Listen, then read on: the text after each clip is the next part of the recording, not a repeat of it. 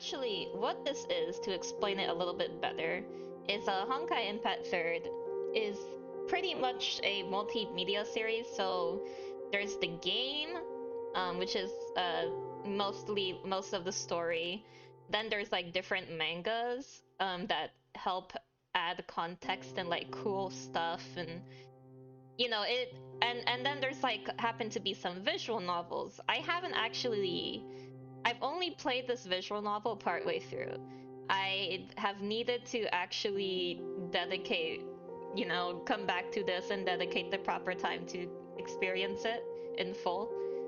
Because this is one of the. Because I have done a lot of Honkai Impact 3rd, but I never really finished this, which I really should. But yeah. And the other thing about this is I feel like this could work as a standalone story. Oh, alert! Oh my gosh, Barca, thank you for the sub. What? Thank you. That's so nice of you.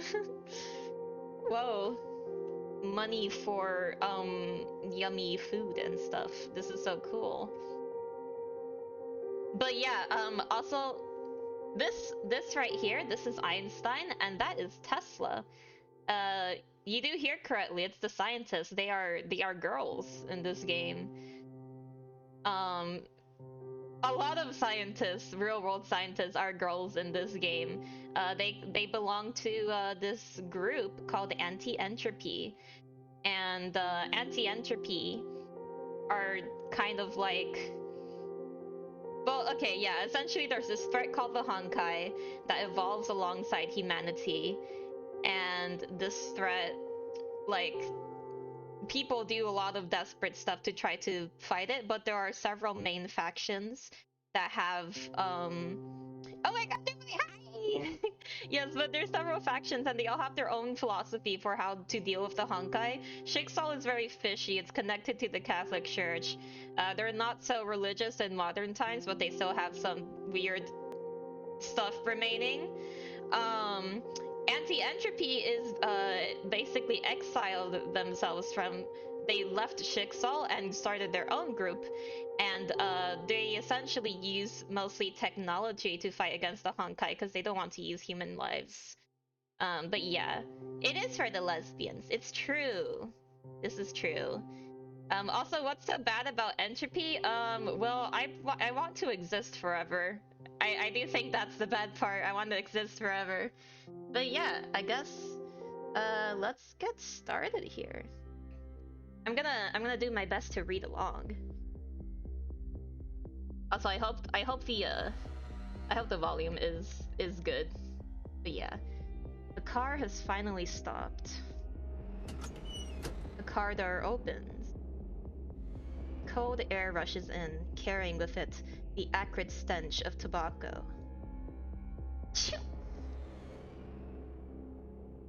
Get out of the car. Oh. I subconsciously reach for the right door, only to find it closed. Your left. The man grunts impatiently. Obediently, I feel my way towards the other side of the car, bent over like a shrimp. Oh no. Fearing that my head would strike the door frame, I dare not straighten my back till I have taken 2 or 3 steps out of the car. Oh, okay, so I have to click to see the full thing. Oh my god, wait. Not that I have a choice. What kind of person puts a black bag over someone's head? Move. Prepare thyself? Wait, what do you mean, Barza? Hydrate! Yes, I do have. Oh, wait. Oh no. The source of the voice grabs my arm and without warning wrenches me forward. He's rather strong. Gonna get to bed, see you in 10 to 15? Okay. Must could be quite a burly chap. Oh right, I forgot Anti-Entropy has British people. Thump. The sound of a car door slamming behind me, the sound of a starting engine. Ah! A momentary lapse of focus and I slip, falling to the ground like an idiot. You fool, watch where you're going. British people jump scare, so true. If only I could actually see where I'm going. The ground feels sodden and the air wafting from the cold earth saps so little heat remained inside the legs of my trousers. And so I walk. For how long, I do not know. My surroundings grow quieter and quieter. I vaguely hear the mournful hooting of owls. Damn, I gotta read better. It feels... No, they're not planning to dispose of me, are they? After all, I'm an important specimen, so they wouldn't dare. Wait. In front of me, it sounds like someone's writing or scribbling on something. You may go back now. A female voice, calm to the point of apathy. She doesn't sound very old. Perhaps a secretary of some sort. Yes, miss. The big hand latched onto my arm finally releases its grip. I hear the flapping sound of a windbreaker, and then the sound of the footsteps slowly fading away. Yo, it's Ein! Greenwich Mean Time, October 20, 22:57. Thank you for bearing with us, little lab rat. Ah! Before I could even prepare myself, the hood on my head is suddenly whisked away with a swoosh. The drawstring elastic near the mouth of the hood had scraped violently against my nose. Now it stings. Quiet. The messy-haired girl calmly commands me. Follow me. Seems Anti-Entropy can be a little bit shady too as a treat. Perhaps. She doesn't even give me the chance to get a proper look at her face. She too knows that I have nowhere else to run. A university campus. Harsh lights from the street lamps scatter off the bitumen, casting eerie shadows. I see pale lighting from a building up ahead, and it reminds of those terrible experiments. As I walk, unable to stop, I begin to imagine myself as that desperate, pathetic figure fleeing for my life. Fingers chewed raw. Clothes torn to shreds. Hysterically screaming. Deliriously waving my hands about. To be eventually shot down with a tranquilizer gun. Or worse. Where you shall hear the howls of desperation and see the ancient spirits in their pain, as each of them laments his second death. Don't be afraid. This place is different from the other laboratories. Jiha can snap us out of it. She sees through me, straight to the anxiety within my heart. Imperial Institute, Lab 42. She speaks, as if to herself. Welcome home. Home? Sit. The girl points to the sofa in the entrance hall. Tea or coffee? I'd like some coffee. I recommend tea. The air in London is terrible. Awkward silence. Einstein. She suddenly and solemnly speaks in German. Einstein. One stone? Dr. Einstein. Literal Albert Einstein. She points to herself, and then to me. Your name? Omega 1. It's in my files. Omega 1 is not a human name. Then I don't have one. How inconvenient. Ah yes, inconvenient. She shakes her head. Even so, I can't do anything about that. After all. Welt. W-E-L-T. Huh?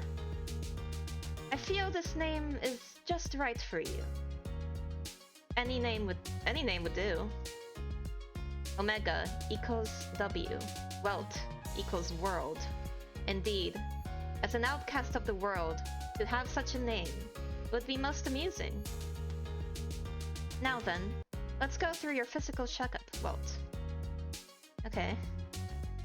Once again, I'll need to put on a lot of electrodes. Perhaps a blood draw or even a bone marrow biopsy. Oh, I'm used to it all by now. No need to get up. Just stay put.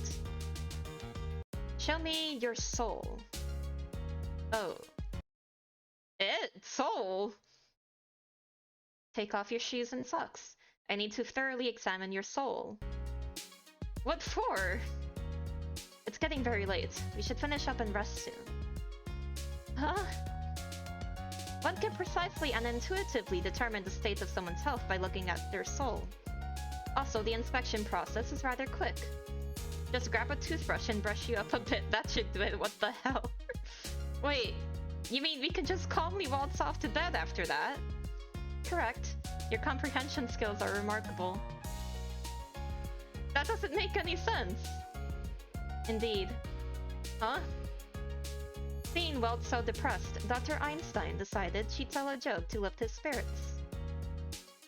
What the hell is wrong with this doctor? You'll sleep in room 105 over there. The girl points down the corridor to the side. I live upstairs.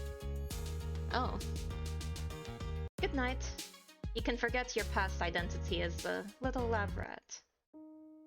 She walks away, without a single backward glance, leaving behind the little lab rat rooted to the floor, dumbfounded.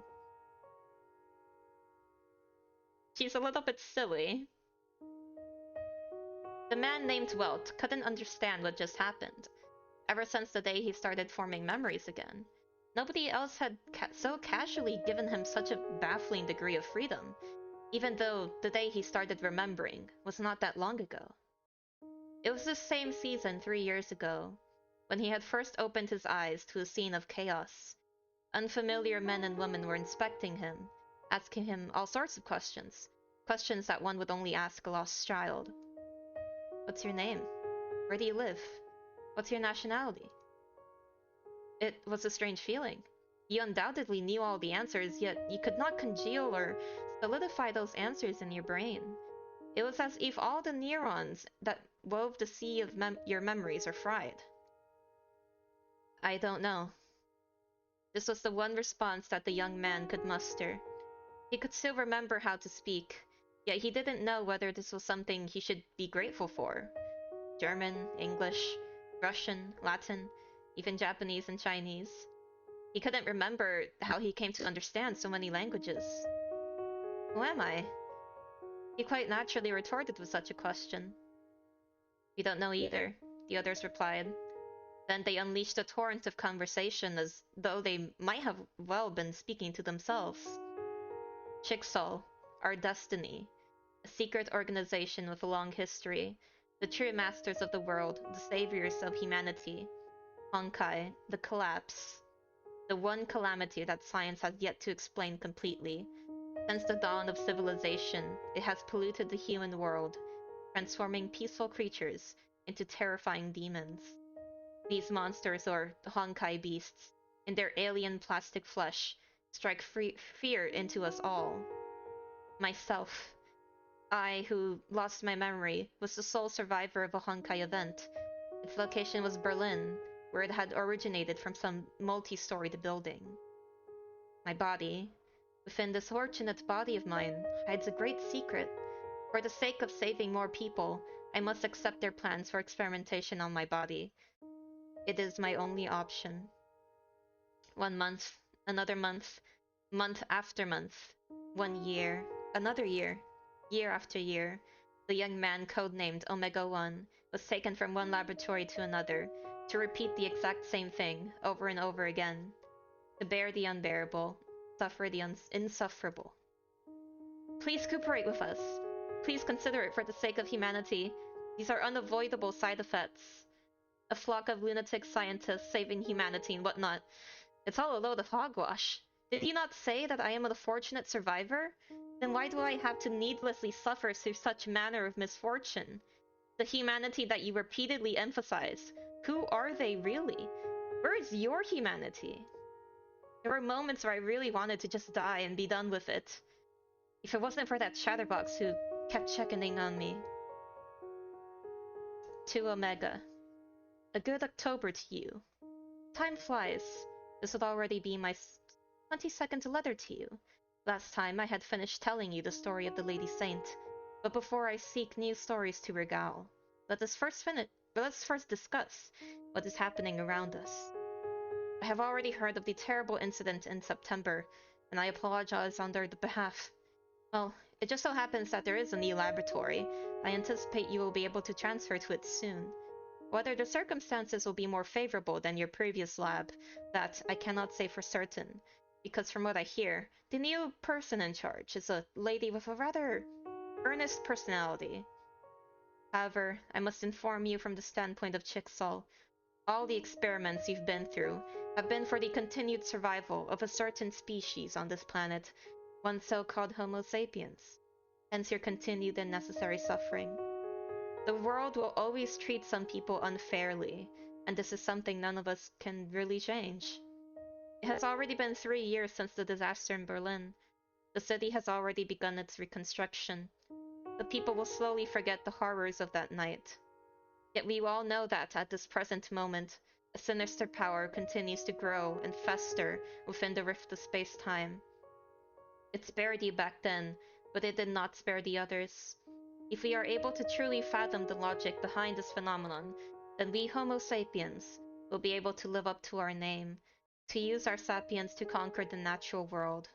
Then no one will ever need to spend another day living in fear or delusion, deceiving themselves and others. Yes, this is most unfair to you. In fact, the most recent events have been particularly unjust to you, but if only for my sake, I hope you can understand and forgive everything. The fate of all humanity, in a certain sense, rests upon your shoulders. Yes. Concerning your background before your memory loss, as far as I know, the relevant department should still be looking into this. But as you may already recognize, it has been more than 3 years since the incident, and the possibility of getting any results will only become slimmer with time. But I don't believe that so-called child of the Honkai theory. You can't be a Hersher, right? Perhaps the arrival of new technology will bring about some unexpected turnaround of the whole situation. Who knows? The new laboratory really isn't that bad. In fact, I believe when you get there, you'll be quite willing to cooperate with them. Trust me. Your old pal, Clown Alpha, 1955. Wonder who that could be. Huh, that guy, he sounded so casual. Yet, I'm sure everyone has their own problems to deal with. After all, he was just some anonymous pen pal arranged for me by some anonymous bigwig. But his story about a certain Saint Callan did touch me. I definitely had not planned on paying so much attention to that kind of propaganda or political drivel. Since when did I start looking forward to his monthly story updates? Yeah, mentions Callan. I wonder who that could be. 105. A musty-smelling wooden door is carelessly left ajar. This must be the room where the strange girl has allowed me to spend the night. The lifeless linen, curtains, the walls that seem more at home at a mortuary. Indeed, this is a decor most befitting of a laboratory. There's bread and snacks on this desk. Are they for me to eat? Is the dog barking in the background? Oh god. Yum yum yum yum. My god, what's in this slice of bread? How can it be so delicious? Bro has found the ambrosia. This indescribable aroma of mushrooms. And this bacon that tastes just perfect. There's simply no words to describe this rich and mellow aftertaste. I'm choosing to imagine he said the words munch munch out loud. So true. How can it be so delicious? It's great to be alive indeed. Oh my gosh, hi Zonko, welcome to stream. We're doing the hecking... We're doing trans femme scientist lore. Not really, but you know, epic Honkai lore time. Yay. He got the weed bread. Oh no. I love how this guy has like clearly been showing signs of like being depressed, and then he tastes bread and he's like, it's good to be alive. Munch, munch. Munch, munch, munch, munch. Nice, lol. Got back from work just now. Hope it went well. Chainsaw Man for real. True. Munch, munch, munch, munch, munch, munch. Bro's heckin' Eden. And thus, fully satisfied, having indulged in a delicacy of unsurpassed quality, Walt sinks into a deep slumber. The next day. There was a heavy rainstorm in the middle of the night. Opening the windows, one can sense the air is especially fresh and clean, leading to one to doubt that this place could have ever been the birthplace of the Industrial Revolution. Wait, where did the Industrial Revolution start exactly? I forget. You would do this too if you could eat bread? It's so real. Oh god, I forget that. Sometimes I forget that you can't eat bread, Doobly. That makes me so sad. England, British jump scare. Oh my god. The British. This is truly British time. Oh god. Hydrate. Thank you. Well, I have hydrated. I didn't miss anything now, right? Yeah. Not far from here, perched on tree branches, are several sparrows chirping constantly, having a lively discussion about the sun as it rises above the horizon. How do you know they're talking about the sun? Are you like a bird whisperer? At the first glimmer of dawn, a butterfly emerges from some dark crevice, languidly crawling across the lit window frame. Hey. By the way, I do love the prose in this. It's very nice. I'm into it. The butterfly beats its wings twice, then disappears into the azure sky. As the sunshine pierces the tree leaves and thickets to spill upon his body, the young man can feel the hard lump within his heart begin to thaw and dissolve. Bro's monologuing of the sun, indeed. One of the lesser-known powers of reason is to talk to specifically birds, apparently. So true. This is the true deep lore that we're getting here. Hey! What an incredible evening. Bro's not paying attention to his surroundings, holy heck. What an incredible morning. How long has it been since I experienced such peaceful tranquility? Yo, I know the bread was good, but was it that good? Whether it be wind or rain, or the song of birds, or the buzzing drone of flying insects. At this very moment, even if there was some loud commotion, it won't matter too much. Why, I'm speaking to you! The young man felt a heavy blow strike the back of his head. And now it's oh so dark. Why have the sparrows flown to the top of my head, and why are they now doing circles around it? Oh my god, it's the girly. Really? Are you deaf? I've called you several times already. You're lucky that I had the goodwill to pry the door open and charge in. The assailant, a red-haired girl with twin ponytails, fiercely scolds the young man, who had fallen and is now seated on the ground, staring at the birds above his head. She also happens to be wearing a white lab coat. Oh, we get to actually see him now. Dude was in such a bread trance he didn't even notice her. Real. He thought he got whacked? I think he did got whacked. I think she literally just smacked him. Well. I think she literally did smack him. Wait, is this a dating game? Oh no, this is not a dating game. This is a visual novel for the game Honkai Impact 3rd. And it it tells the story of the first Herrscher of Reason. So we're from his perspective here. But it's very sci-fi cool lesbian game with epic lore. Very good. It has game, manga, and visual novel stuff. It is multimedia. It's cool.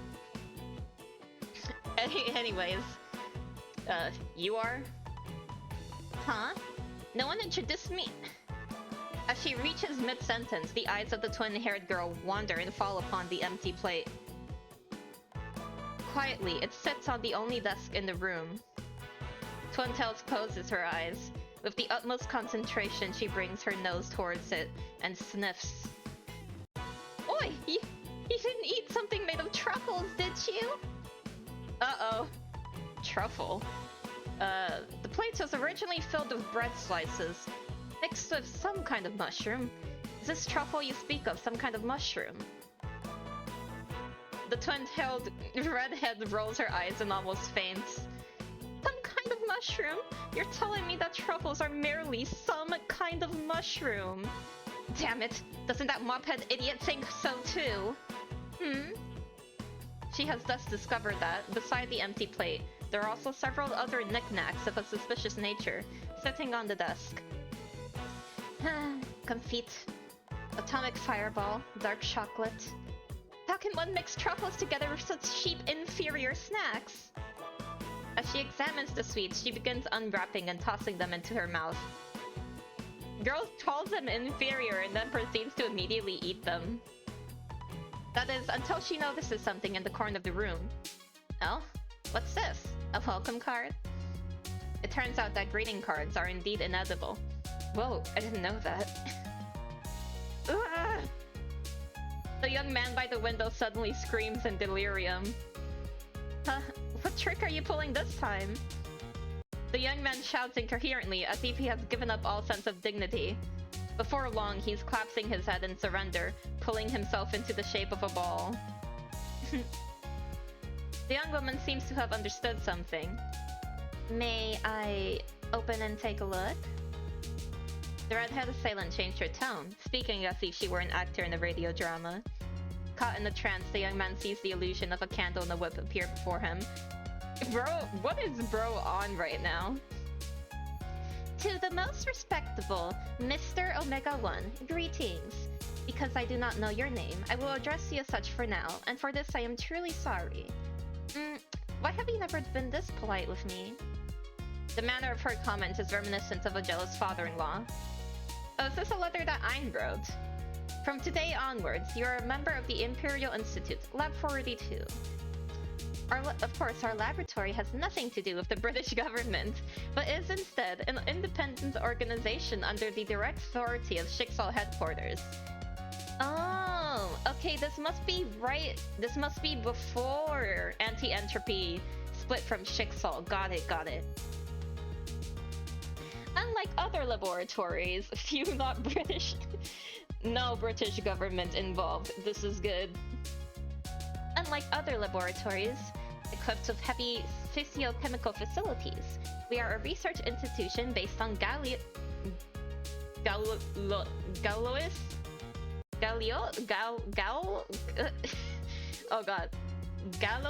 theory analysis and Turing machine simulation. So it will not have much of a visible impact on your life or well-being. I'm guessing that's a science thing I'm not aware of. I'm aware of what Turing machines are, but not the gallows thing. Omega-1, what she has written here, do you understand? What you may not know is that I have been paying close attention to you since the disaster 3 years ago. Huh, looks like it is a real thing? Yeah, I assume so. I know they nerd out here. What's it mean, though? You as a specimen. You as a life. You as a human being. In a sense, your existence has already left an indelible mark on my life. Ugh. The redhead assailant suddenly loses all composure, wildly waving a clenched fist in the air. Damn it! Despicable! Bloody despicable! This is most certainly intentional harassment. I bet she absolutely intends for me to read this. You! She points with 2 fingers and glares contemptuously at the young man huddled on the floor. Yes?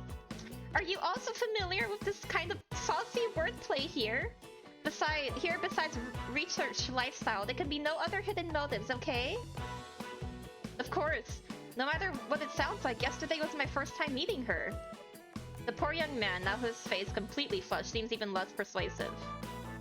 The glare of the twin-haired girl is so terrifying, it's as though her eyes could fire death lasers at any moment. Is she jealous that Einstein wrote like a nice letter for him? I feel like that's kind of what this is going on here. Oh, it's a math thing and you've got no clue how to understand it? Oh, then I also don't. The way you read it out, I too felt very humiliated. The young man dares not to make eye contact with her, hugging his head as he pours more fuel on the fire with his poor choice of words. The girl takes a moment to glare at the young man, with the look of one gazing upon garbage, before closing her eyes. Forget it, I'll let this slide for now. But if I ever find you harboring any impure intentions, this lady here will be the first to castrate you! Yo! Free bottom surgery? Eek. Continued. I know the people you have just met may not be particularly convincing, but please believe in this. It is here you will build a brand new life for yourself. In gourmet dining we trust. Dr. Literal Albert Einstein. Is everyone here like very crazy about food? Shoot, you gotta go for a bit. You'll try to be back on later. Okay. You can always catch the VOD for stuff you may have missed, I suppose. But yeah, hope whatever you gotta do, I hope it goes well. Thanks for stopping by. After grudgingly reading through the final details of the card, the disgruntled twin-tailed girl finally remembers something. By the way, you don't recognize who I am, do you? With hesitation and fear, the young man nodded. Let me introduce myself, Nikola Tesla. You can just call me Tesla. Simply put, all you need to know is that I am also one of the directors of this lab. Those mushrooms he ate, they were my private property, and they were very dear to me. Do you understand? Oh heck. That's the worst way to like make a first impression. Stealing hecking truffles. Like it's so over actually. She angrily seizes the young man's shirt. Let's go. There are already people in the living room. People? I mean that gourmet food thief, who else? Good morning, Dr. Tesla. How was today's breakfast? Good morning, Eins. Tugging at Welt's collar, Twin Tails pouts and tuts disapprovingly. Oh! I can't read that word. Oh. Okay, you know what? I forgot that Tesla had language. Yup. You vile, jerk. Quote unquote. How can you pretend everything is fine? It seems the sausage quiche suits your appetite. That is most wonderful indeed. Despite being rudely berated, the girl with the mop-shaped hair continues to recline peacefully on the sofa, and with an air of indifference, bites into a pastry sandwich. Huh, after all, it is filled with grease and packed with energy. Hey, no, don't you change the subject. You are rather lively today, Dr. Tesla. If it wasn't for you, you treacherous thief. Thief? Dr. Einstein doesn't quite understand what Dr. Tesla is talking about. Don't you play dumb?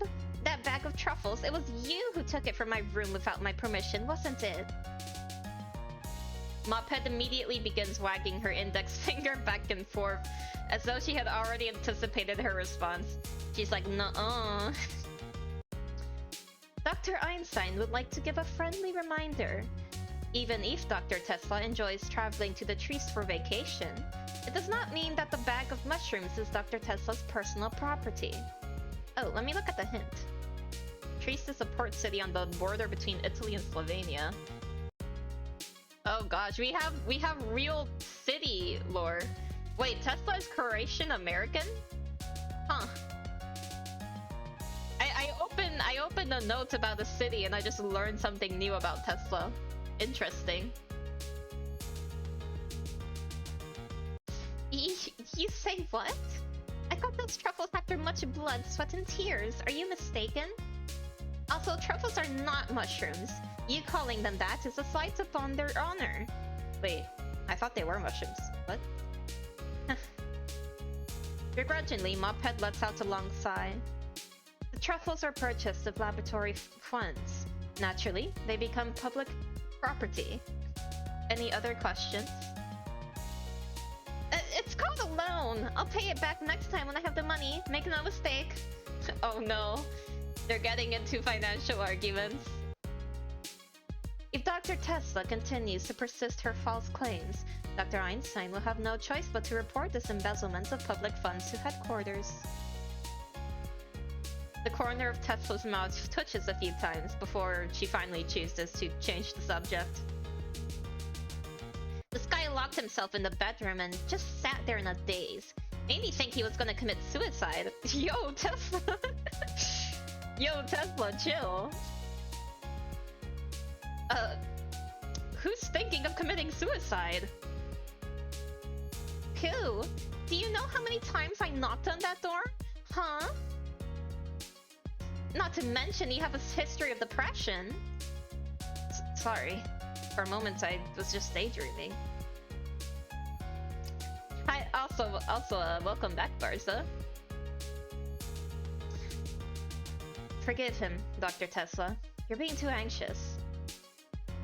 Trieste? Oh, did I pronounce something wrong? I probably did. You know, listen, I say things how I read them, so I can certainly get stuff wrong sometimes.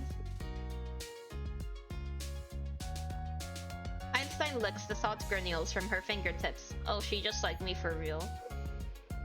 I lick my fingers after I eat chips and stuff. Can't resist it. Yeah, but without the spacing? Oh, gotcha. You two have this call and response thing going on. Don't tell me you're long-lost lovers. Twintail's brow furrows into the shape of a mountain. Dr. Einstein would never find such a pathetic boyfriend. That's incorrect. How am I pathetic? You surrendered yourself to despair. The unemployed are inclined to abandon. Yo, why are they so ruthless, actually? The unemployed are inclined to abandon themselves to despair. With a puff, Mophead stands up from her sofa nest. So we have decided to give you a job. Oh god. Please don't let it be customer service. Job? Lab assistant. Assistant? Aye. Basically, you're no longer a little lab rat. You're now our companion. Let us rejoice. Twintail speaks with the solemn monotone of one reciting scripture. Oh dear. Dr. Tesla, we need to tell him exactly what he's doing, his specific responsibilities. To put it simply, to serve us and keep us happy. For example, serve us tea and water, cook our meals, do our laundry, and if there's nothing left to do, scrub the floors and brush the toilets. Ooh, hold on, I might need to check something. Whoa, sorry about that, chat. I have just returned. Oh, whoa. Thank you so much, Andre Pro, one for the follow. Thank you. I hope you enjoy your stay. Hello. Here, let me get back into this, but I appreciate it. So it's actually he's been giving chores, huh? PA more Honkai players? Listen, I am the Honkai girly. I hecking love Honkai Impact. I also play Star Rail, but I hecking love Honkai Impact. It's my thing. I just there's a few things I haven't done yet, so I want to make sure to do them, like this the Anti-Entropy visual novel. I started it like some years ago, but I never actually finished it. So I'm like, I'm gonna stream it so I can actually get myself to just finish it, you know? So excited for Sparkle to show up. So true. I hope I can pull her. I'm very excited for the collab. It's gonna be hype. I haven't done part 2 of the main story yet, but I have finished part 1. I haven't finished part 1.5 either, but I am trying to get through that. The loom. But yeah, there's certainly like some things that I want to wrap up before I actually properly start part 2, cause I have to appreciate everything, you know. Ahem. Muppet clears her throat in a deliberate manner. I'm just joking. With a dull, simple, pretty boy toy boy. Isn't it boy toy? I thought you're catch up, Sag. Yeah, sorry. I'm not fully catch up yet, but I have been making my way through it. I'm doing my best. I'll do my best to catch up for real. Especially because I gotta get those event goodies. I am caught up with HSR though. That I am. With a dull, simple, pretty toy boy like you, even if he wants to be our servant, would never accept. Muppet clears her throat, this time more loudly. Okay, I'll explain it properly. Obviously, normally I'm not this long-winded. Out of nowhere, Twintails whisks out a pair of red-framed glasses and reluctantly puts them on. Listen well, toy boy. Generally speaking, the role of a lab assistant is to assist in experiments. Obviously. Unfortunately, you are clearly lacking in this capability, aren't you? The young man nods. However, we believe you can improve our work efficiency. Not only that, but you will also do yourself some good. The young man tilts his head, looking somewhat lost and vacant. Your job is to plan our days off work, arrange our leisure and entertainment. Saves us from working so hard for our vacation only to have to waste more brain power deciding our own entertainment. Of course, you may also participate in said activities. Doesn't sound too bad, does it? Is there anything I haven't explained clearly? Again, to put it in simple terms, your job is to take us out to have fun. That sounds like an awesome job. But don't disturb us during work hours.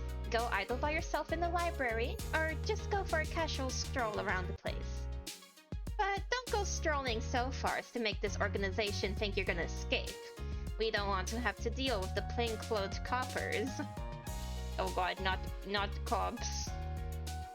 Hoy, is it okay or not? If you don't agree, we can always send you back, alright? Hey, you stupid! Begrudgingly, the girl with the red-trimmed spectacles waves her hands in front of the young man's eyes.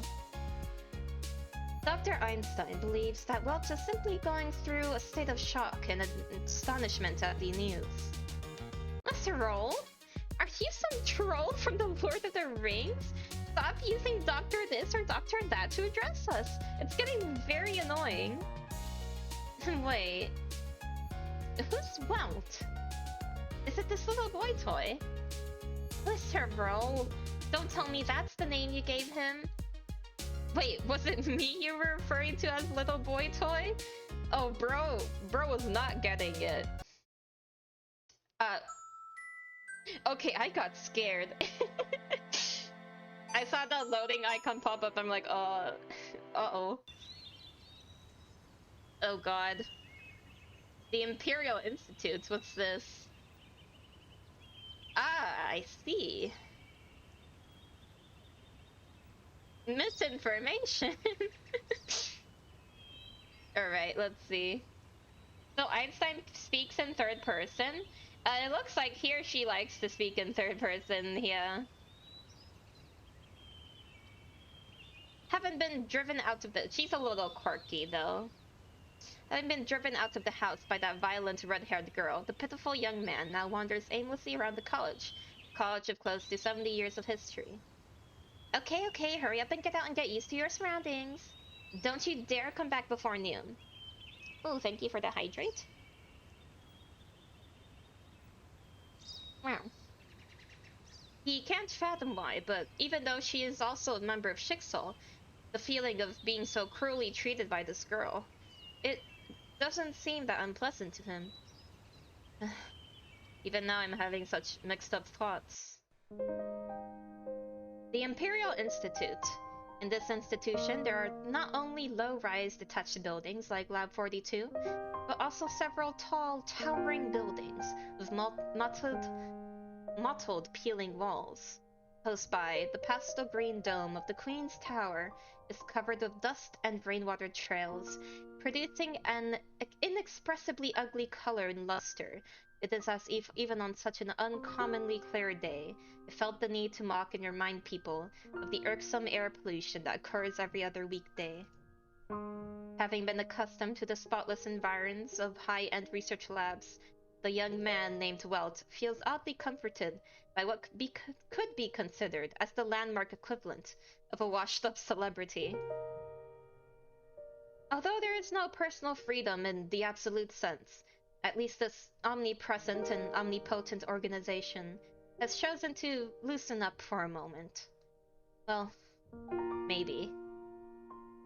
Autumn is slowly setting in, and the sun makes a futile attempt to imbue some warmth into the cooling, wind-swept earth. Leaning on a marble railing beside the footpath, Walt vigorously pats his cheeks. Better think up something more positive. Take a deep breath. Look at how beautiful the world is. To the north of the Institute is a large expanse of lush and verdant woodland. They say it's the famous Hyde Park and Kensington Gardens, but that will probably be of no interest to that particular pair of lady geniuses. For those elites in their ivory tower, I fear that the only method of relaxation that comes to mind is to lean against a garden bench, close one's eyes, and relax. It's not creative enough. Even leaving Einstein aside, Tesla will definitely be bored out of her mind.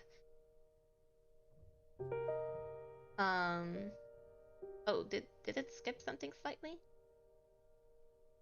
I should take them somewhere else more interesting. London should have no shortage of fun things to do. With this thought in mind, Walt decides to go to the library to try his luck and see if there's any information available there. Of course, he cannot know that in the future, there will be something more convenient to like the internet.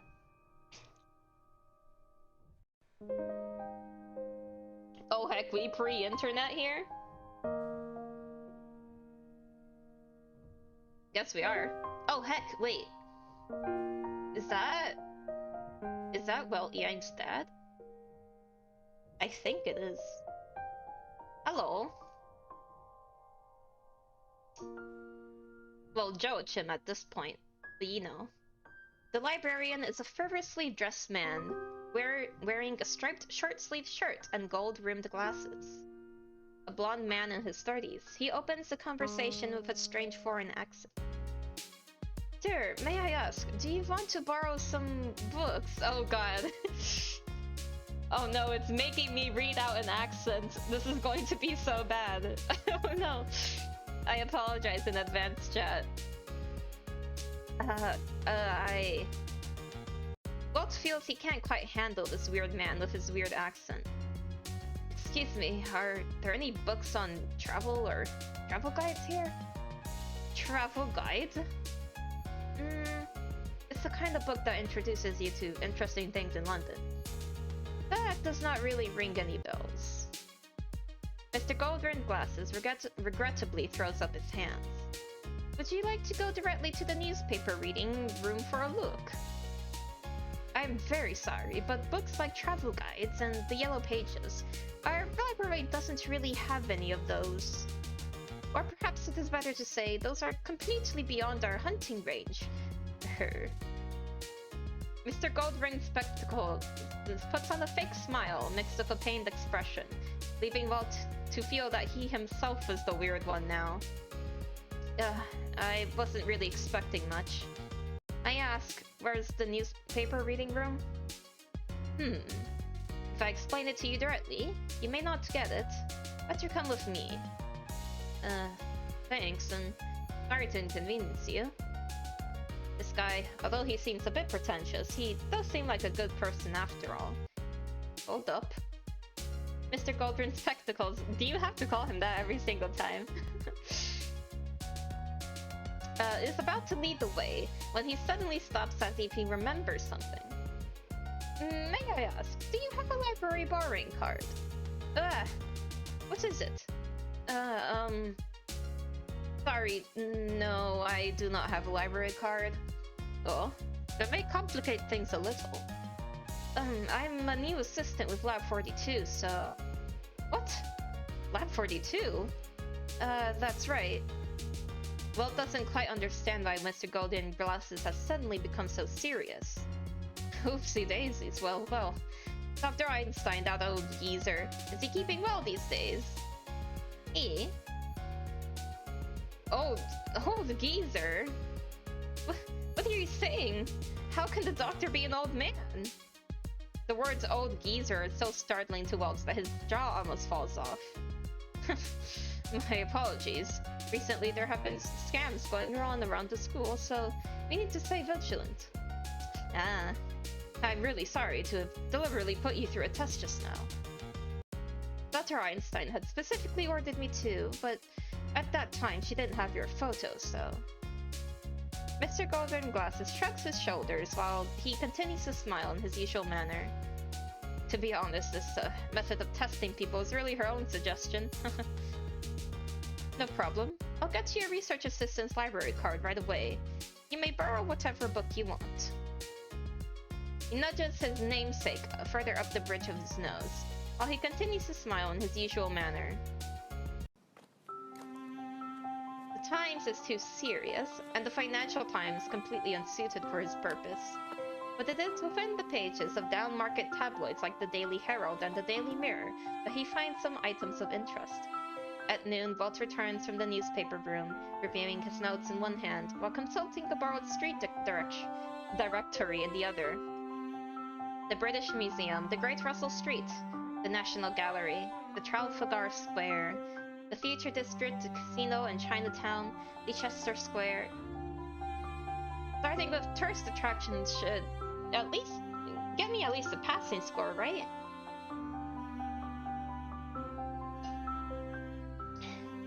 After our tour, I just clicked, oops. After our tour, I can also invite them to dine at a proper restaurant. Those staff meals delivered to the Institute on weekdays don't taste that great, so I should use this opportunity to improve on that. Although local British cuisine is nothing to brag about, the shade, besides their seafood, the dishes of France, Italy, Turkey, India, and other countries are easy to find and eat. If we go to Chinatown, we also have the choice of Chinese food. Although I am penniless, he broke. Since this is my job, it should be okay for me to be reimbursed, right? And thus Walt drifts into a state of deep thought, and before long he has unknowingly returned to the small courtyard of Lab 42. The detached Lab 42 is a work villa built during the post-war period, so it sports an avant-garde design integrating both work and living requirements. The ground floor houses a sturdy workshop, a study, workshop, guest room, various kitchen and bathroom facilities, and even a secret warehouse secured with a vault door. The top floor is a residential area where men are forbidden to enter. Walt is not particularly clear on what that area looks like. Pink curtains, cream-colored furniture, a room full of sweets and plush toys. No matter what, a researcher's room can never be of that decor. Indeed, their private laboratory appears to be on the same floor. I'm home.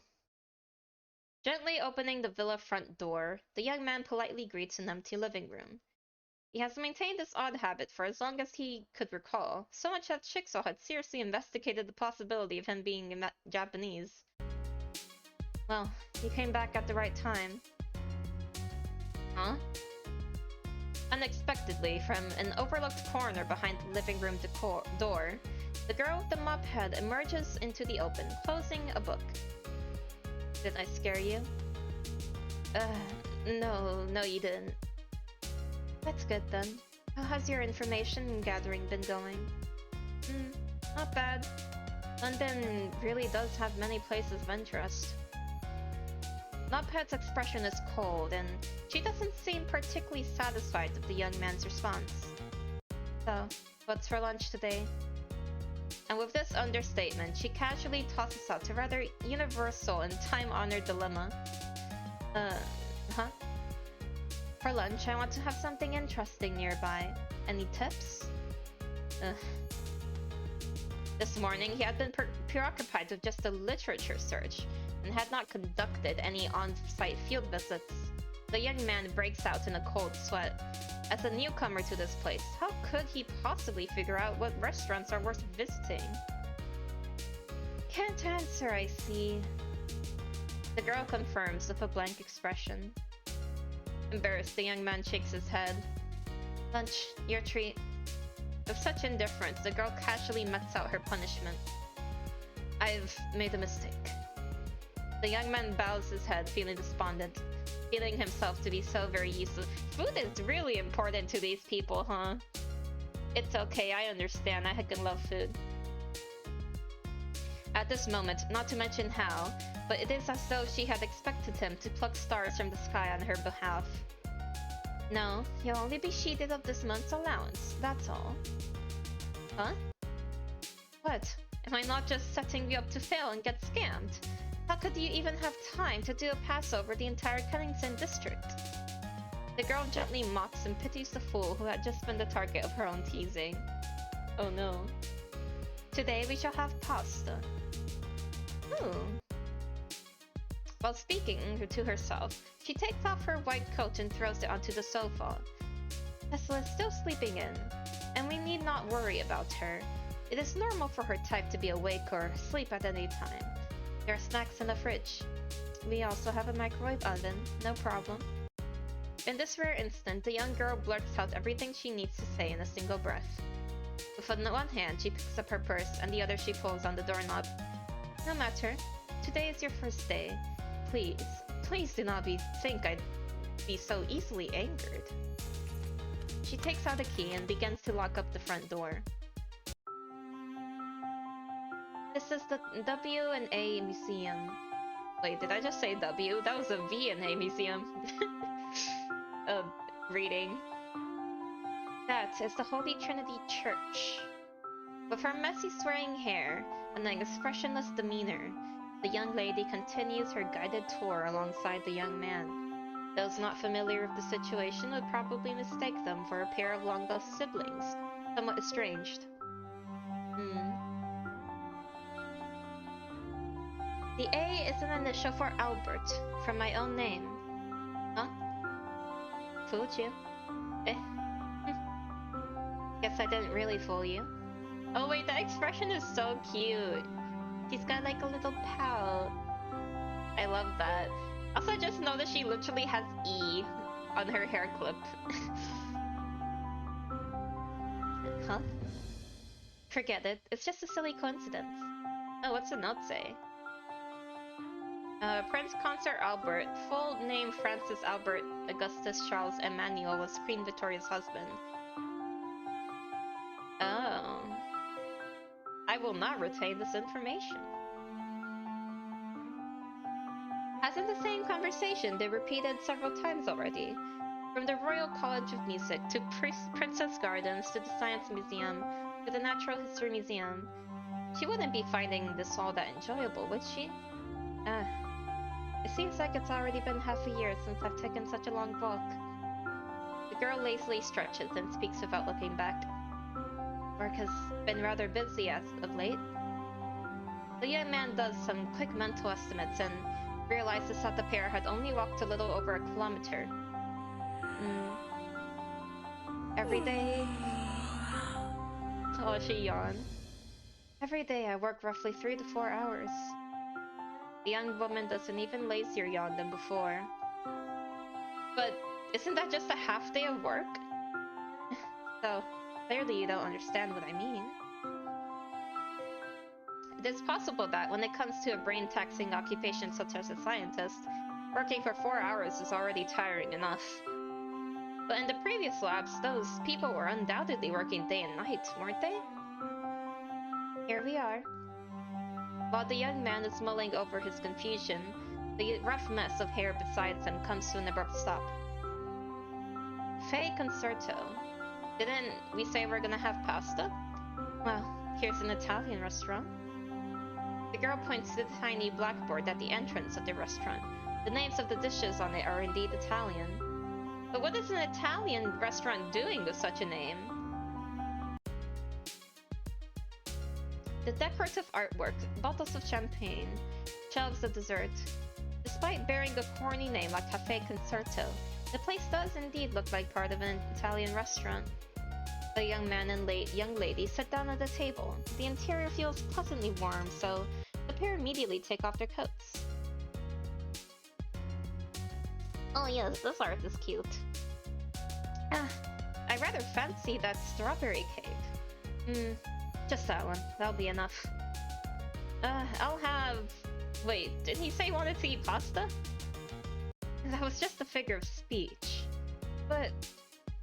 I just felt like having cake all of a sudden. The waiter's looking at you. Oh, I'll have this baked snail. I'll also have the seafood stew pasta. That's all. The waiter walks away, satisfied with the order. The young girl, having nothing to do, gazes out of the windows as if contemplating some question of philosophy. Her deep blue eyes, round doll-like face, helped by her fair natural curls. If it were not for that terrible hairstyle, she could have easily been an exemplar of beauty. It is all amusing in such a disorganized way that the young man known as Wilt has come to realize something. This is probably the first time he has ever paid close attention to the looks of this lady genius, Dr. Lizero Albert Einstein. No doubt she has the legendary temperament of crazy scientists, yet at the same time she also seems to pull off the girl next door act, albeit one who enjoys teasing his poor pitiful self. Eins. Me. Sorry, it's just... I accidentally said it out loud. I feel that using nicknames may help the flow of our conversation, but it does seem rather bizarre pulling apart someone's surname. The game really insists ducking on her hair, huh? Yeah, Tesla outright calls her mophead a lot, but honestly, I think she looks pretty gender. I do really like her design a lot. I don't mind. As long as you like it, it's fine. Really? Then I must really thank you. The young man glances left and right, rubbing his ears and cheeks in embarrassment. In fact, I do have a question to ask, though it may be rude of me. Prevaricating before a lady is even more impolite. Sorry. At this moment, the young man feels as if his mind had just boarded the wrong train. Just asking about someone's daily habits, nothing more. Why does one have to be so embarrassed? Dr. Einstein, 51 years old. Nonetheless, it seems that she too has misjudged what I meant by speaking rudely. Wait, what? 51 years old? Huh? Bro is flabbergasted. A little slow on the uptake, the young man has seized both hands to keep his jaw from dropping to the ground. Just pulling your leg. If you divide it by 3, it should be just about right. Oh. See, in the main game, she is actually pretty hecking old. But this is in the wait, what is 51 divided by 3? Wait. I'm gonna pull out my calculator now. Calculator, where are you? Wait, do I have a calculator? Oh yes, I do. 51, 3. Oh, okay. Round 17. Hold on. 51 divided by 3. You don't... Oh, is he hacking mental mathing it? Dr. Einstein 17. Minor? Doctorate degree as a minor? Can't I? The This isn't a matter of can or can't. While we're on the topic, Dr. Tesla is 4 years older than me, and she's an adult, if you really want to know. Why does the way you put it make her seem like she's socially inept for her age? Not like Walt is any better. I wish to resume admiring the scenery for a moment, so please refrain from talking to me for now. Okay. It is rare for the weather to be so good as today's. Huh. You probably didn't know, but recently I've been trying to keep myself from spouting too much nonsense. My grandfather once said success is equal to genius plus sweat plus less spouting of the nonsense. Yet for some time now, you've been the one spitting out nonsense. What sort of character trope or setting are you going for? Are you the quiet and reserved type or the chatty and catty type? Dr. Einstein doesn't understand what you mean by character trope. And for the brief moment, Walt catches a glimpse of a devilish grin. Bro standing in the corner. Returning from the Café Concerto, Einstein and Walt incidentally found the blonde-haired librarian with the striped short-sleeved shirt and gold-rimmed glasses at the doorway of Lab 42. Ah, dear Einstein, you're back. Somehow, the way this man waves to the girl suggests they are very familiar with each other. A hint of aversion flutters in Walt's heart. What's the matter, Finn? Finn? No wonder this guy only wears short sleeves in winter and speaks English with such a strange accent. If he is from Finland, that's not surprising at all. Damn, I didn't get to see the food. Yeah, unfortunate. Also, as extra context, the game Honkai Impact 3rd takes place around like 2015 or 16 at the start of it. So I think right now we're like in the 1950s. So in the main game, everyone, you know, the people here, they're like, they're a lot older and stuff. This series covers like a pretty wide span of time in terms of the backstories they go into. But I do enjoy that part of it. I like getting to know the history. I am drinking water. It is said that when the temperature reaches freezing point, they are still flipping summer sausages in the backyard. Though, that's probably just a joke from the newspaper. Ah, more hydration, thank you. Ugh. No, for such a frivolous man, can't say for certain. An urgent matter concerning Lab 42. The frivolous man pulls out an airmail envelope from a shoulder. Understood.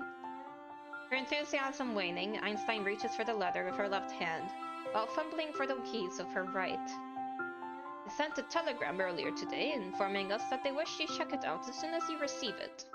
They said you will most certainly be interested in the contents. Instantly, Einstein's right hand stops groping for the key. Her expression seems a little impatient. Help me tear it open. Is that okay? My security clearance level... I said help me tear it open. It may be strange for me to say so, but if it were a highly classified letter, it would never be delivered by someone at my rank. The Finn pushes his gold-rimmed glasses while interjecting in an affected manner. Okay, let me open it. Walt avoids giving the attention-seeking man a single glance. Einstein, my esteemed senior colleague. I trust you've been well since we last met. Recently over here, we've come across a rather excellent ancient pastime. If you are interested, please make sure you find a day to come and play. I guarantee you will be awfully excited. As for work-related matters... I don't think I know what this means. Yeah. What script is this even? Ought to be able to help you, yes? Your junior colleague, who looks forward to welcoming you.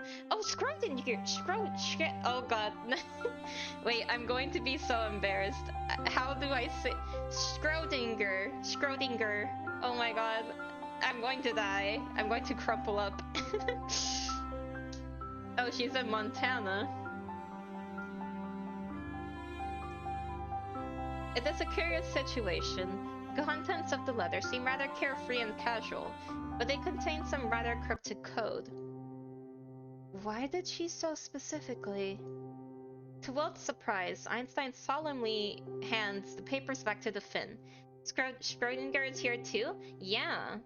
And she's also a girl, cause real. Everyone transgender. There are more scientists too, actually, than just them. I'm pretty sure Planck is one. This is Ada's real name, yes? Her thunder fingers points to the string of unintelligible code that is... Uh-huh. She should know the name Ada. Why bother to... Why do they need to consult this person? Could he be some expert in some field? Who's Ada? What exactly happened? This person's Schrödinger. She would never cause trouble if there wasn't any. Einstein suddenly seems to understand something. Finn, go now and arrange for a flight. We need to board the next plane to Billings. Welt. Yes, ma'am? Probably influenced by the sudden imposing manner of the young woman, the neo lab assistant stands to attention just like a soldier, and subconsciously salutes, although he is quick to put his hand back down. Don't worry about the small details. Quickly, go upstairs and wake up Tessa, 203. Me? I'm too busy and cannot come.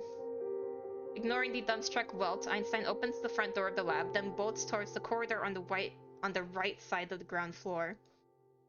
Where all that stands is a giant vault door. Interesting. Compared to the tidy and orderly ground floor, the private space on the top floor is quite simply hell on earth. A few minutes ago, Welch would have never predicted that he would find these items outside a girl's bedroom. Peeks the boxes piled together like Jenga. Yo, the pizza box pile, that's real. Waste paper piled into bins and forming trash heaps the size of small mountains. Bras, undergarments, and stockings hang drying everywhere.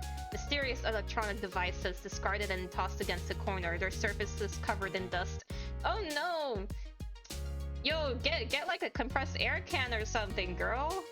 You can't just let that pile up. It's hard to imagine how, but perhaps because the cleaners won't come upstairs, everything has now turned into this hair-raising spectacle. Now, if there is the tiniest, most remote possibility that the scene is actually typical for private residence of countless single ladies everywhere, God knows how many gentlemen will be left shell-shocked and heartbroken. You gotta get over your expectations. Girls are heckin' messy too, dude. At least right now, Wilt is searching for the room 203 with a heavy heart. Girls can be absolute trash monsters too. This we know. Somewhat surprisingly, the door opened rather quickly. No, that was the sound of a door locking. Dr. Tesla, I did not come upstairs willingly. Oh, the little chip. Huh? Are you trying to say you're sleepwalking, Assistant Welt? From the other side of the door transmits a grumpy and energetic voice. No doubt it's the real deal, other than Tesla herself. No, I'm not. I mean, it was Dr. Einstein who asked me to come and wake you up. I wasn't asleep. Okay then. Anyway, we're gonna take the next flight to America. Wait! To what? To America. Now? Yeah. America, as in the United States of America. Correct. Western USA, Montana? Have you gone mad? I don't understand the situation either. It was just that the short sleeves, no, the glasses, no, the fin showed her a strange letter, and then she immediately became all serious about it. What the heck?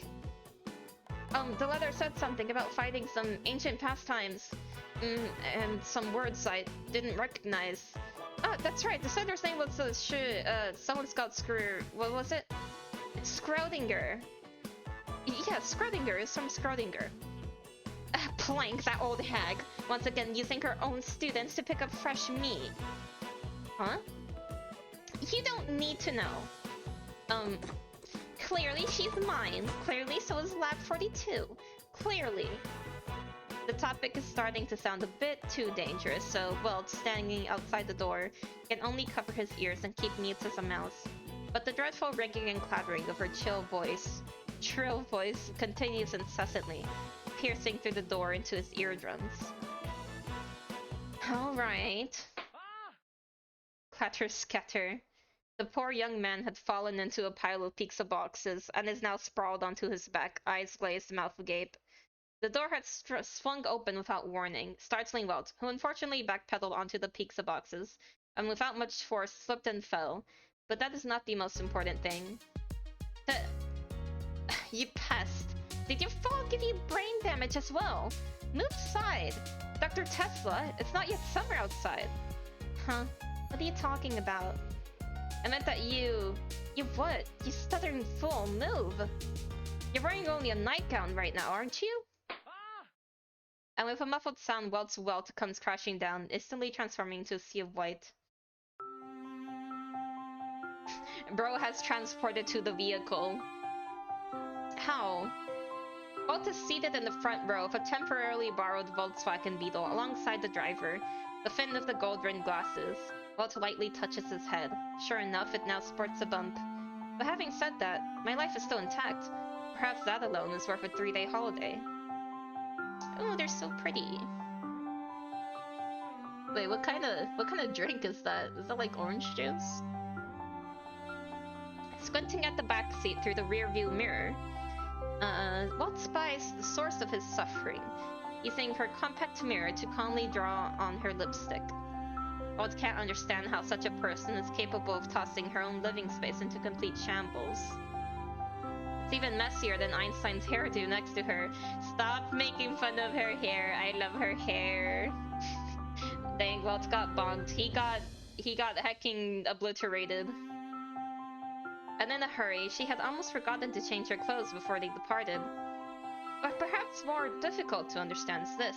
Where did she find that light billowing shawl and that fine one-piece dress? Not a single wrinkle on it.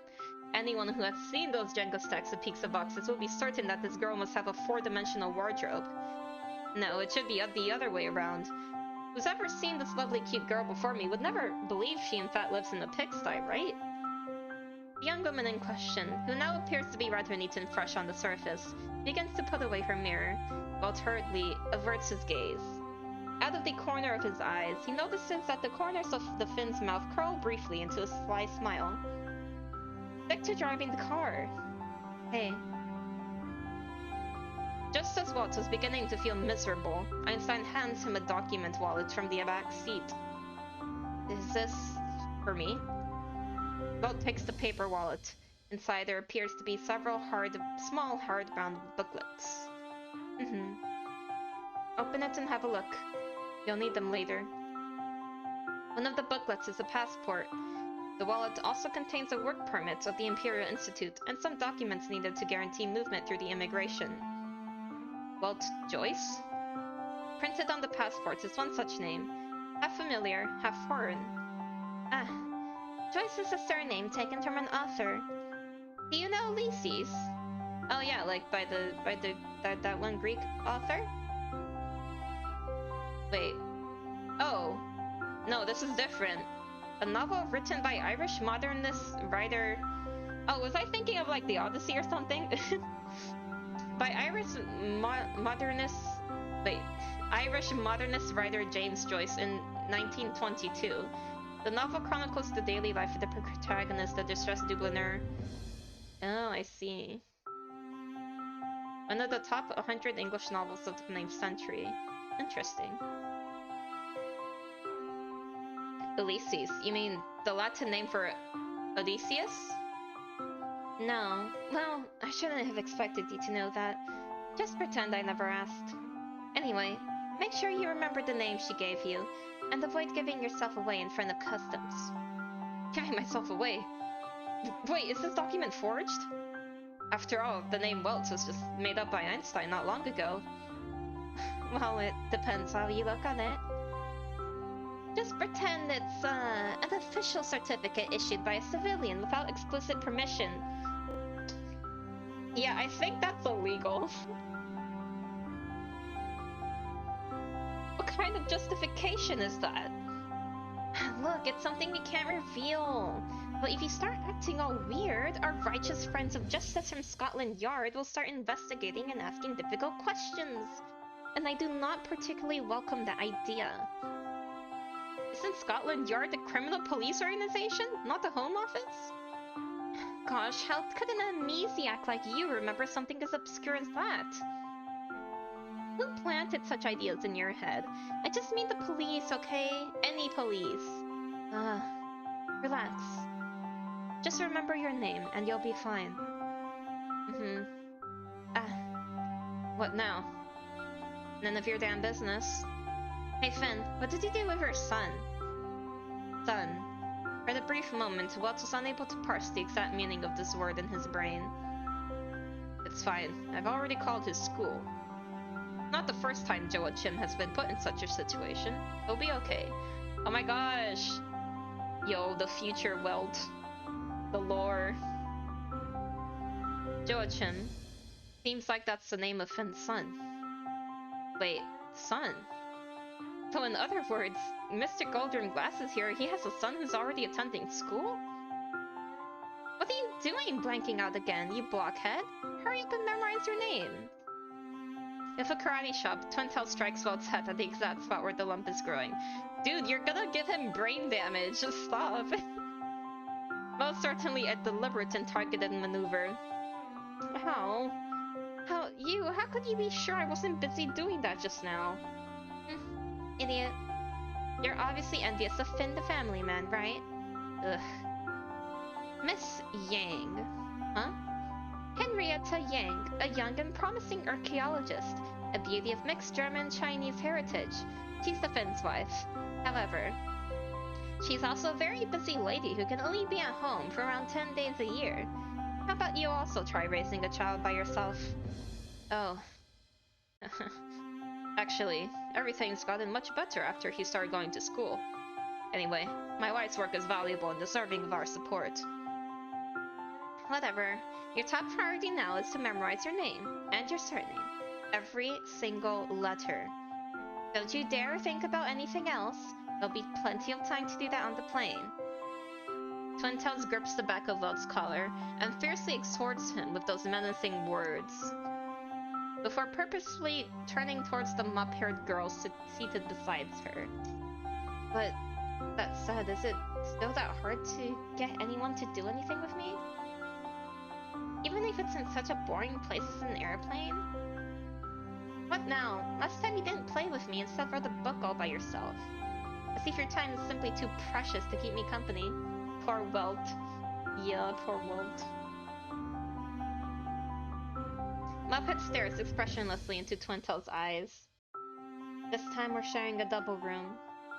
Wow! Really? No single rooms this time?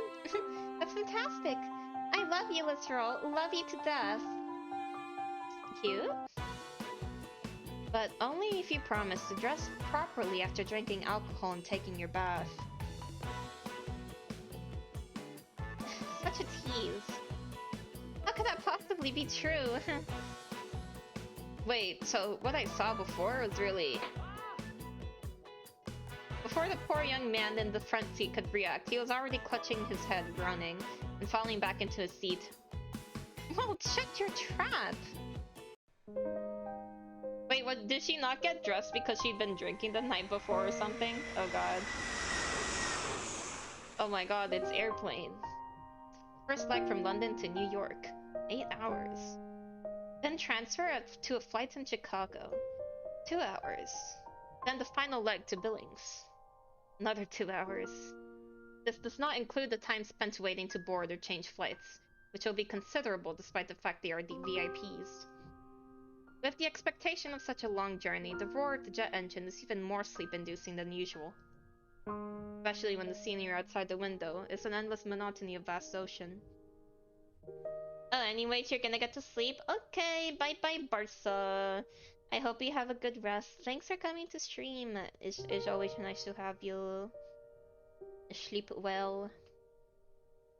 So, even when Malt is awoken by an urge to pass urine, for a while he hesitated to leave his seat. He lifts the right arm with the lightly snoring twin tails. Have a good stream, but before... Oh, hydrate, thank you. I will... Oh, uh-oh. Hydrate. Rehydrate. I'll do it. Ugh. Thank you for the hydrate. I'm gonna have to fill up my water soon, actually. He lifts the right arm with the lightly snoring twin tails that had been draped across his body, and he helps the Finn on the other side of the aisle pick up his glasses that had fallen to the floor.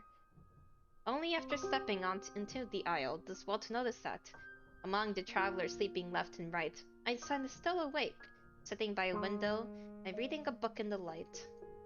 It seems that every now and then, she also is jotting or scribbling something in her notebook. Uncapped hydrates. I must use this before Lynn gets you to put a cap on it. Uh-oh.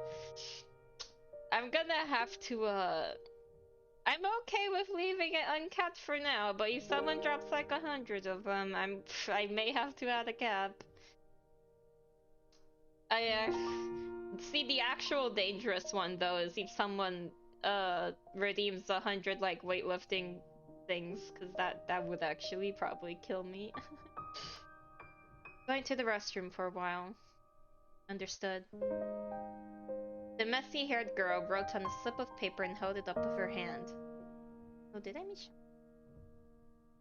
Oh. Is she reminding him not to disturb other people's sleep?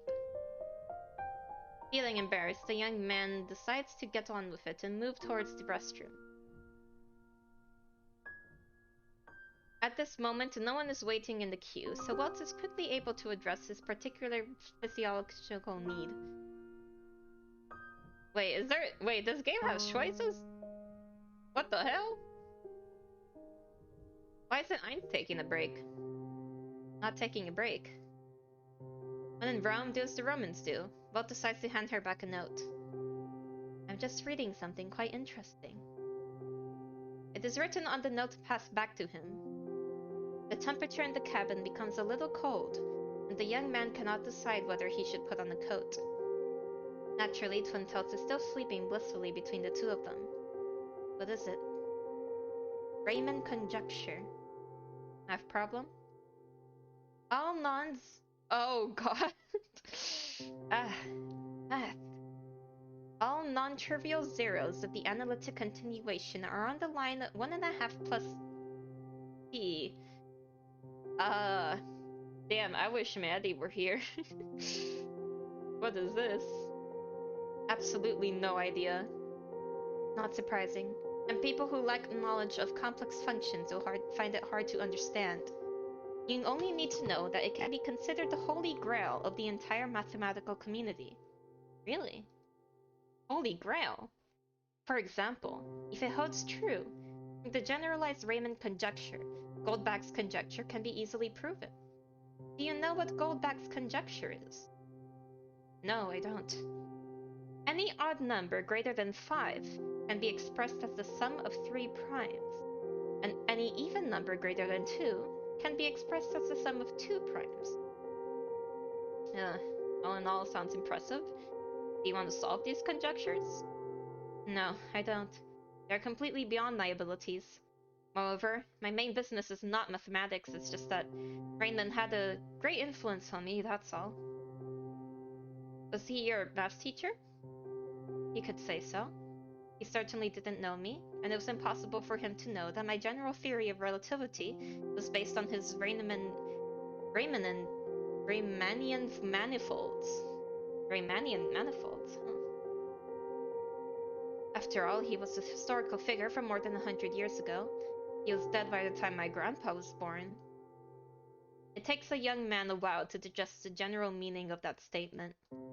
He decides to ask a question that may be a little easier for her to explain, if only so that he can continue following the conversation. especially while a certain twin tails remains asleep. General relativity? In simple terms, it is a theory that the universal gravitation is equivalent to the distortion of time and space. Huh. Is there a metaphor or image I can imagine? You must have seen a whirlpool before. Imagine a wooden ball falling into the whirlpool. Does it look like it is sucked into the hole in the center? Hmm. Yes. Do you mean that gravity is also an illusion like this? That's right. We know that for the wooden ball, the twisting water surface is the direct cause of its spiral motion. Same is true for a planet. Oh, it's kind of like those diagrams where you kind of see gravity like weighing down the piece of fabric, right? Like the space fabric? I'm certainly not an expert in this area. Hmm. Any object will rely on its own mass to distort the time and space they are in, forming a vortex that attracts other objects.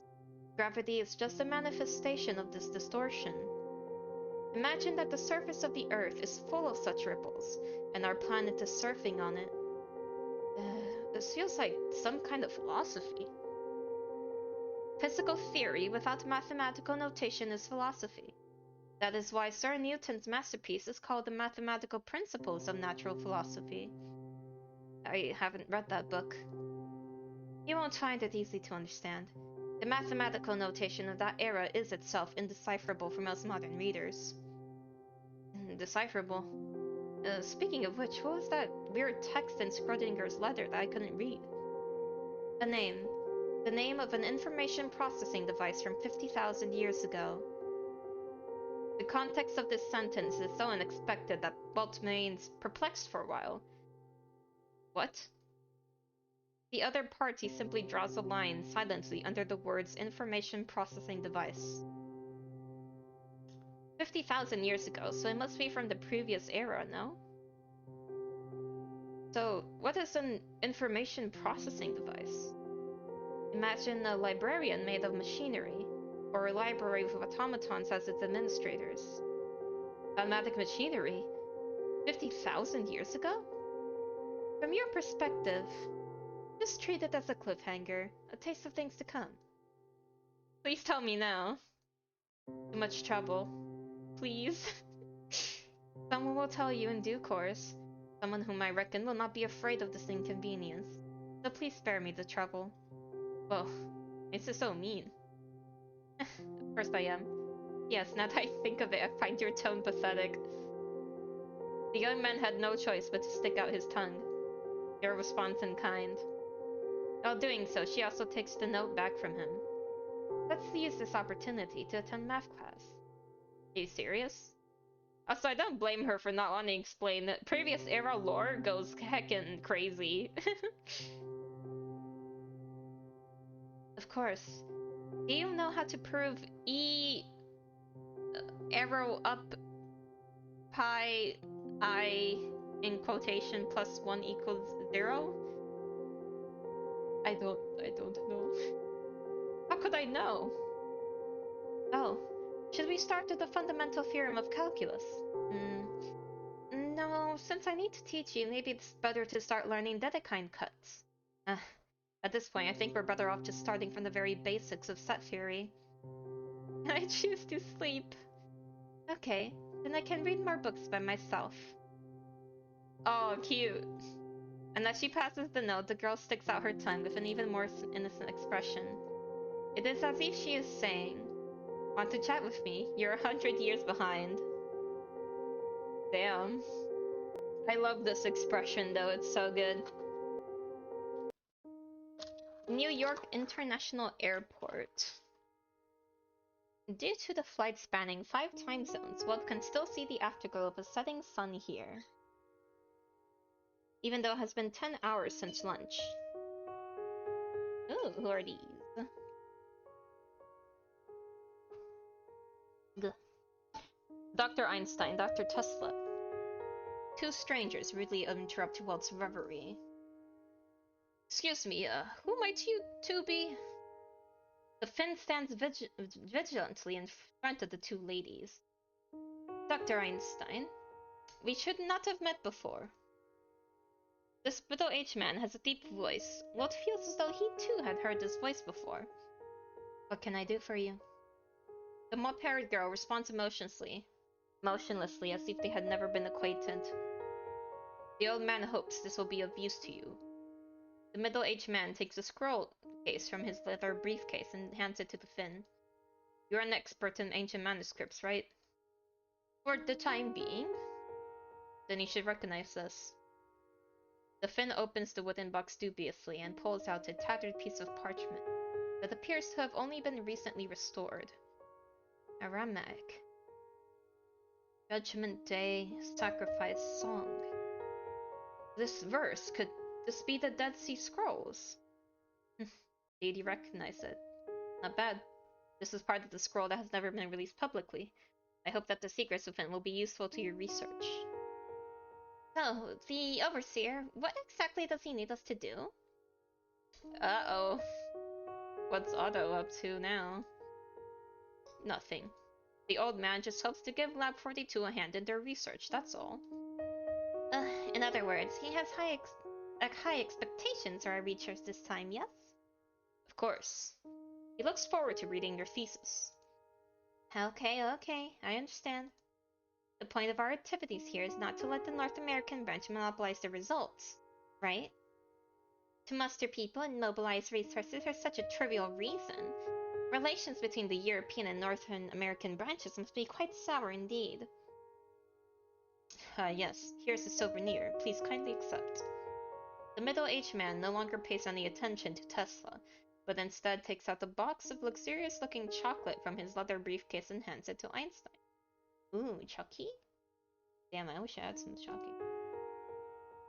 Well, see you next time. Tut. That man liked to talk around the points, but I could tell that they still have that same old authoritarian streak. After all, the tail cannot be allowed to wag the dog, and the tree trunk must remain strong while its branches remain light. Now that a new branch finally prospers, they've come to fear it, and so they turn against it faster than they're turning the pages of a book. Oh, she's bitter. Speak it though, girl. We don't like Jigsaw here. Einstein remains non-committal in her non-response and silently peels away the wrapping paper from a piece of chocolate. Hey, I'm speaking to you, mophead. Just a box of chocolate is enough to win you over? If I don't eat, Mr. Cocoa Farmer will be upset. Are you even listening to me? Ooh, it loading. Ah, there we go. I got a slight bit of worry there. But anyhow, I'm actually going to take a brief break for like some water and stuff. I'll be right back soon. Buamos.